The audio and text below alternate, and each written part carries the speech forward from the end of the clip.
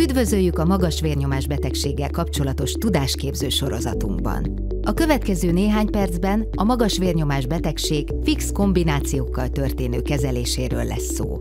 Amennyiben önnek magas vérnyomás betegsége van, azaz hipertóniás, akkor a kezelőorvos által meghatározott terápiával a 120-139/70-79 higany-milliméteres vérnyomástartomány elérése és fenntartása a cél a legtöbb beteg esetén. A kezelésnek két alapvető pillére van, az életmódváltoztatás, illetve a gyógyszeres kezelés. Az életmódváltoztatás minden beteg számára előnyös változásokat eredményezhet a megcélzott vérnyomásértékek eléréséhez. A dohányzás elhagyása, a testsúlycsökkentés, a sóbevitel csökkentése, valamint a rendszeres testmozgás is hozzá tud járulni a vérnyomás csökkenéséhez. Az esetek többségében azonban gyógyszeres terápiára is szükség van a vérnyomás célértékek eléréséhez. Szerencsére ma már számos kiváló, egymástól eltérő hatásmóddal rendelkező készítmény is elérhető, így a kezelés egyénre szabható. A kezelőorvos a gyógyszer vagy gyógyszerek kiválasztásakor sokféle szempontot vesz figyelembe, mint például az életkor, nem, rizikófaktorok, társbetegségek, tünetek, hogy a meghatározott kezeléssel eredményes vérnyomáscsökkentő terápiát tudjon biztosítani önnek.